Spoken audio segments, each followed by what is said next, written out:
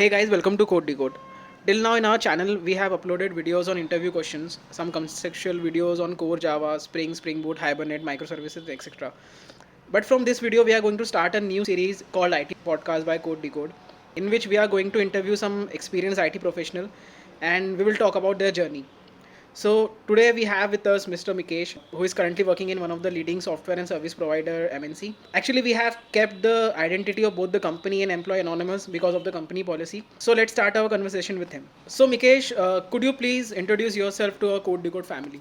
Hello, hi everyone in Code Decode. I am Mikesh and I've been working in the IT industry from the last 6.5 years. Currently, I'm working as a technical architect. So as you said, you have been in this IT industry for past 6 years. So here's my first question: are you loving what you are currently doing? I mean, are you satisfied with your job designation, salary, and is your career moving in the right direction?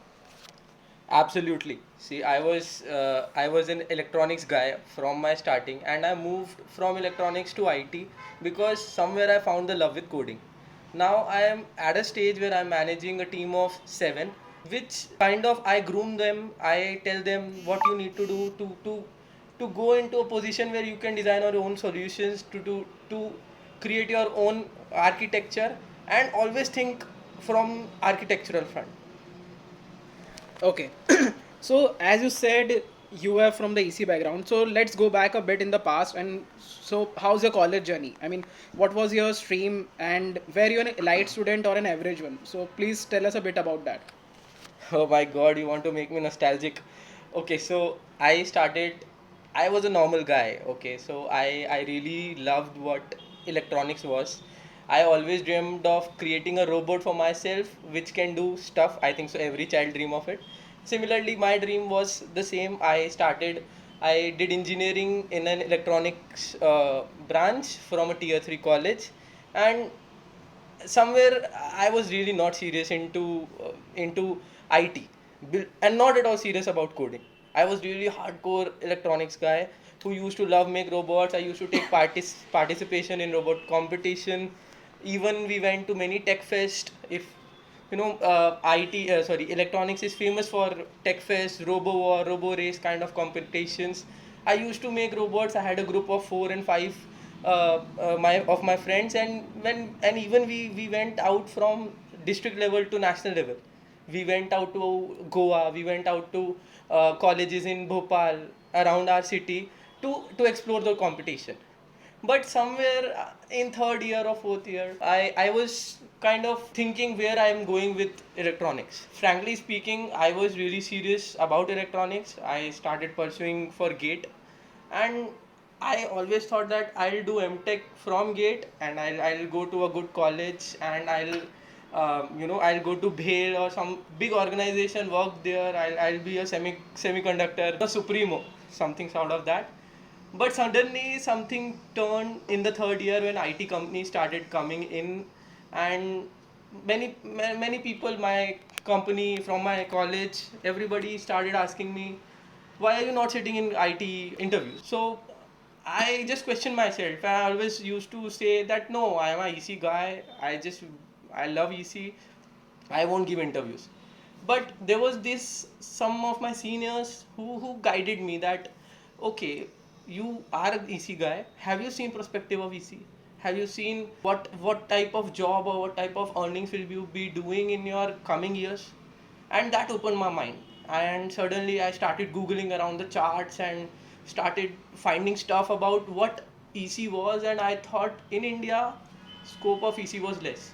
So still I didn't give up my dream of robotics. What I did, I said okay, I'll give some chance to IT, and I went ahead and sat in an interview of Computer Sciences Corporation, that company name, my first company, CSC, and eventually I was able to clear the first company itself. That was my lucky day.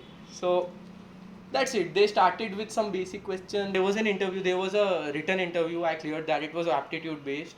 Second round was technical, but luckily nothing from IT industry was asked to me. I was purely asked about what I was doing from the last 3 years in electronics, and as I told you, I was enthusiast of EC. I told them tits and bits from every detail which I have developed a robot, everything I can. and I think so they got impressed there and they offered me a job. And for you, I'm just telling, my first job was only 3.5 lakhs per annum. I have really interesting news for you all, and I bet you would be happy to know. If you are preparing for placement, Geeks for Geeks is organizing a weekly recurring contest which is designed to simulate the coding interview rounds of tech giants such as Google, Amazon, Adobe, Paytm, etc. The contest consists of data structure algorithm questions asked in actual interview of the target company. And before I forget to mention it to you, this interviews series are completely free of cost. So now let me brief you a little about the instruction and guidelines. Contests are scheduled every Sunday 7 to 8 p.m. IST for different tech giants. This Sunday it is Nutanix, and I hope you won't miss the chance to learn and practice for free at this contest.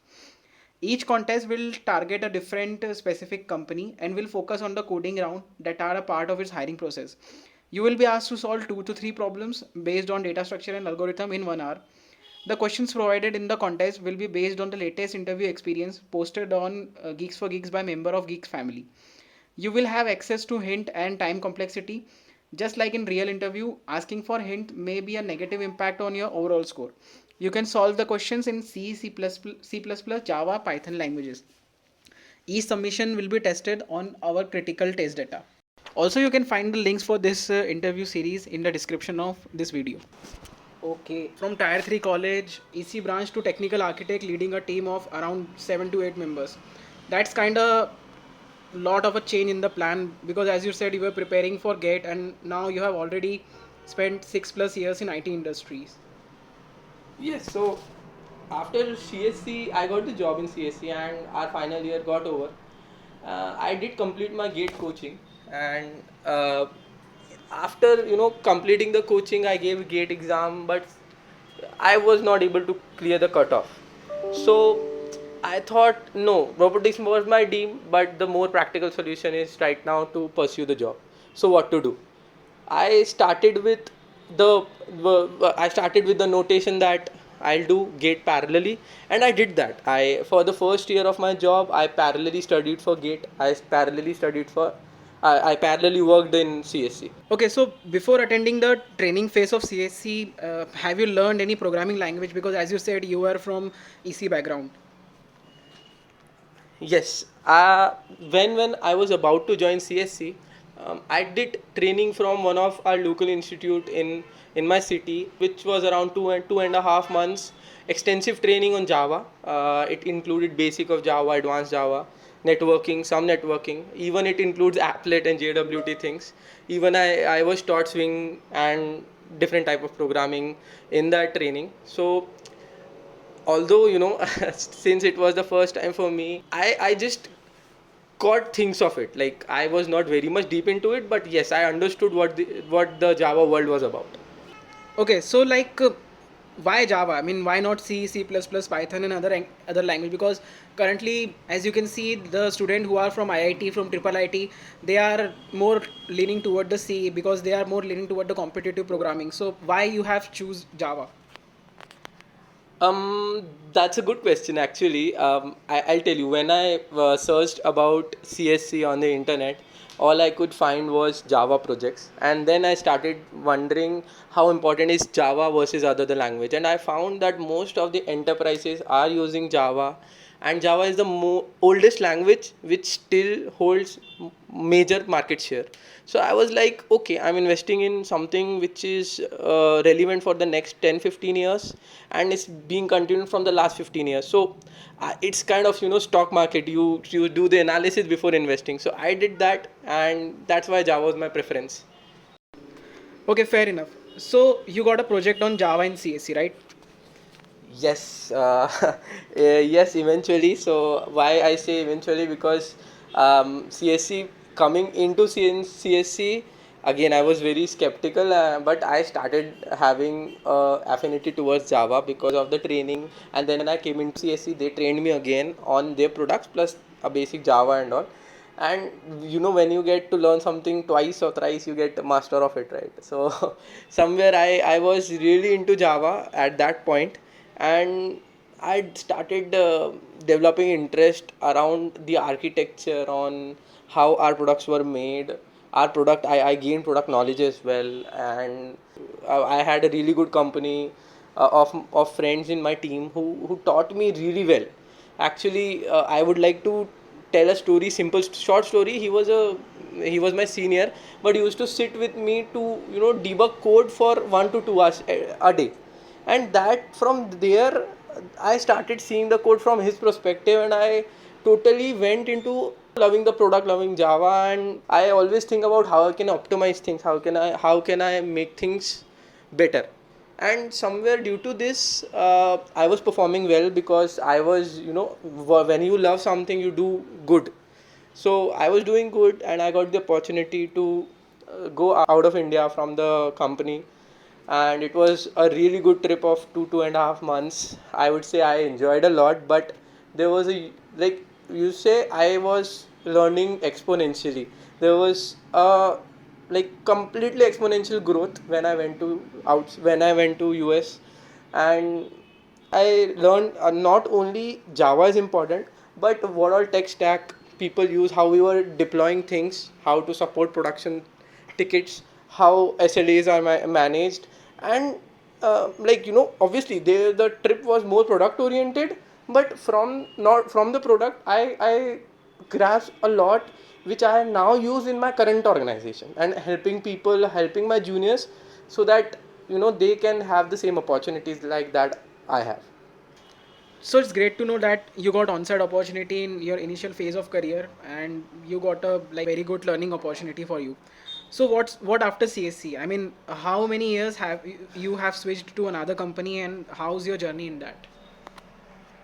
So after 2.5 years, as soon as I was back from on site, you got paid there enough, and when you come to India, you compare your salary with all the ongoing people, and somewhere I was underpaid. So, being from tier 3 college, I got enough experience, enough exposure. I should have, being a software associate software developer. So I had a confidence in my mind. I was on site. I had that, on back of my mind, that I was doing good. So I completely forgot about what I did in my engineering. And after 2.5 years of working in CSC, I switched. Okay, I switched and I started looking for options. I gave interviews, and I'll tell you, I only gave one interview when I switched for the first time, and it was from an MNC in Pune, and I got a hike of 90%. For me at that time, I was naive. I didn't know the IT structure, and I was like, yeah, I got 90% hike. I came to my parents, Mom, I got 90% hike. I'm very happy. I was naive. I didn't give many interviews after that. I still regret a bit about that, but somewhere what happens is for good. So I went into Calsoft. I learned a lot in Calsoft. Calsoft was, a totally different switch of domains from industry to server domain. Now, server management, I was like, oh my god, what is server management? But again, I was always curious. Okay, so I started working on protocols like SNMP, tools like Drools. I working on a bit of machine learning, packet capturing internet packets, displaying them over the UI. So I was working on UI, I was working on backend. Always my primary language was Java, so I was always comfortable with what I was doing. And since Calsoft had a work culture of I had to work only 4 5 days 4 5 hours per day, because there was not much to work, but whatever we work was very core work. So I had 2 to 3 hours per day of free time, and I used to spend those free time learning security, OAuth, Jot security, Spring modules, microservices, Docker, Kubernetes, whatever I could learn by implementing. And the best part about Calso was they were giving me POCs. I was doing POC after POC, POC after POC on every front, from developing a simple storage solution to developing a simple UI for displaying internal Calsoft games results, etc. So doing this POC, I gained a lot of knowledge, and yeah, now that's about it. Okay, so like how many years you have spent in Calsoft, approximately? I spent around 10 months. So when I left, it was complete 1 year, and that was my time in Calsoft. Okay, so if I'm not wrong, you after 3.5 year, you have already changed two companies and you have joined your current organization. Am I right? Yes, correct. Okay, so what was your role in your current organization when you have joined it, and like how you have prepared for that particular role?